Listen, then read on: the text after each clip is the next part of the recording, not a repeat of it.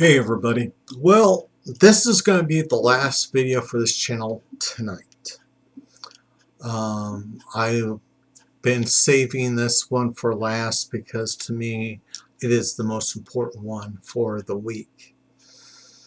I recently told you about how I will be expanding my pagan path.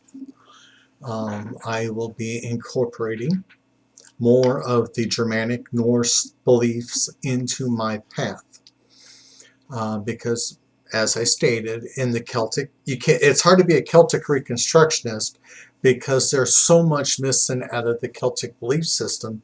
And so when I was running into gaps, I was borrowing heavily from the Norse. And so I also did a ancestry DNA test, and I am 40% Germanic. And so I am going to be incorporating Norse beliefs into my path. Now, I did a video saying that I was trying to figure out how am I going to do this. You see, I have 16 Celtic gods and goddesses that are part of my path, where I have created statues of them, and I have, their names, I know what they represent, and it's an important part of my path. And I was trying to figure out how to incorporate a different culture and wondering how many and all that. Well, all that got figured out. Funny little story, when I was first doing the Celtic God statues, I had a shelf and I was going to fill as many of them into that shelf system as I could. And so on these two shelves, I drilled 22 holes. Now, I made 16 Celtic God statues, and so I had 6 gaps. So I decided that I was going to create 6 Norse God and Goddess statues so that those gaps are now gone. And those will be the 6 that will represent the Norse in my belief system. And so it also kind of comes close to my genealogy, being 60% of the Celtic, Scotch-Irish, and then 40% being Germanic, Norse, okay, Swedish, So I wanted to show off my creations. Like I said, I did 6, 3 male, 3 females, because everybody knows how much I just pressure on balance.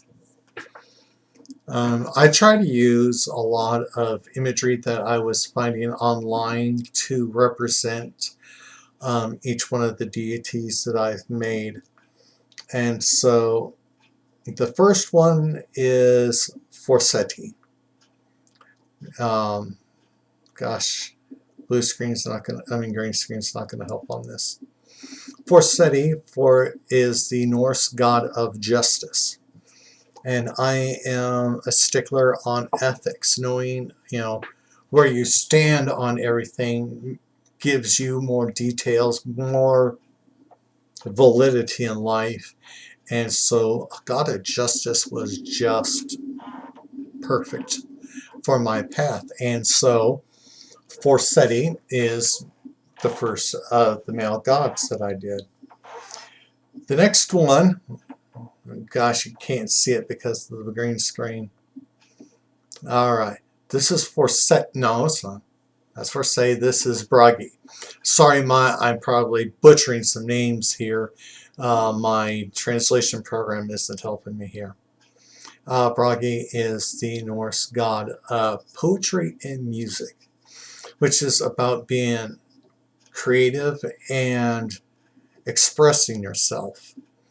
And so I just felt that that was a perfect fit into my pantheon because music is very important to me, and being creative is also important. So a deity about music and poetry just fit perfectly.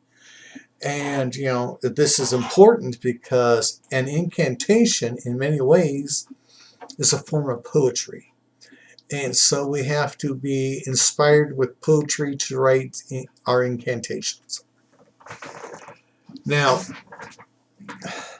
the last male Celtic god is well known, but I did not want to follow mainstream forms. And so I did a lot of research, and I have this right here. I hope you can see that. This is for Thor, the god of thunder. Thor is also a god of war, god of strength. This is for the more, of course, warlike warrior aspect of the Norse belief, and also for my belief in the fact that we have to be able to defend and protect what is important to us. And so Thor was, to me, the perfect example. I'll try to get him close again. Yeah, try to do the burly chest and all that. Still got a lot to learn on painting, but I did, like I said, I didn't want to do Marvel, the Marvel expanded universe, because I think they bastardized Thor, and so that is my version of Thor. Now on to the ladies, and this one right here is Frigga. Frigga is the queen of the Asgardians. She represented love and relationship. Not just passionate love, but commitment of the family. She was considered by many to be like the goddess of motherhood. And so I thought that was a very interesting aspect. The other part of Frigga that I like is that she is involved in faith, into the unknown, into scrying the future, and that.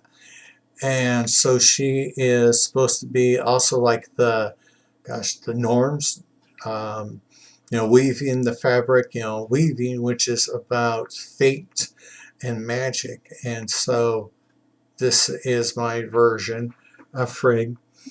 I had my good friend Zabora kind of help me try and do the color schemes and all, because I was seeing a lot of everything and nothing consistent. And good old Zabora, she told me there was a lot of light blues, and so this, I have a light blue. You see the darker colors for shading, and I gave her some jewelry, some gold jewelry, and that. And so that is Frigga. Now the next one is my favorite statue. I think I did really good on her, and I'm going to butcher her name up probably. Eir, or Eir, like I said, I'm not sure. E-I-R. She is the Norse goddess of healing.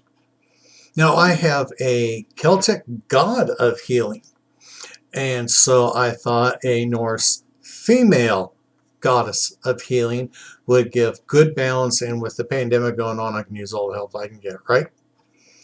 But in every image that I seen of her, she had very, very pale skin, white and off-white outfits, some purple and all, and so that's what she has. A lot more detail to her, and the gold braided belt. She does have purple ribbon in her hair, so this is my new goddess of healing. And the final one, which is probably was the easiest one to paint, the hardest one that you're probably going to see, and that's Hel. Oh wow, it's showing up pretty good here. Awesome. Hel is the Norse goddess of kind of death. She is in charge of Helheim, which is where all the non-warriors go when they die. Her story is kind of tragic. She is the daughter of Loki. She is disformed. As you can tell on her face, half gray, half regular. because for her, the bones of her skeleton could be seen on one half of her body. And this made her kind of an outcast. Nobody could really handle being near her.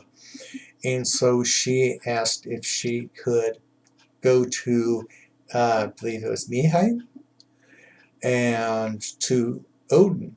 And Odin agreed with her.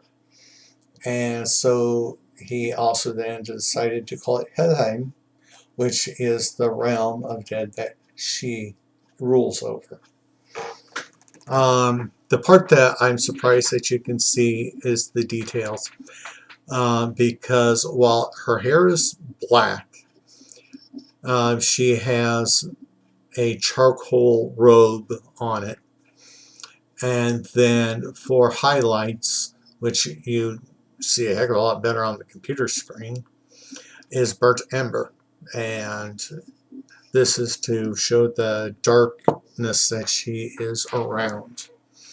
I picked her because the Celts did not have a god of the dead or goddess of the dead. The Celts viewed death differently than the Norse. And so I wanted to have balance and a better understanding of death because, in life, death is a part of it.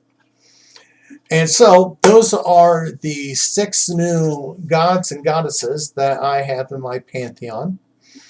I hope that, they aren't too bad. I think I did really good on some of them because I was able to get some good artwork to back them up.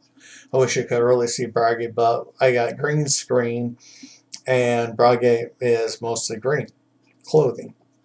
So anyway, if you have more information on any of these 6 gods and goddesses I picked, I would really appreciate it. Little insights about them, because it's like Caradwin.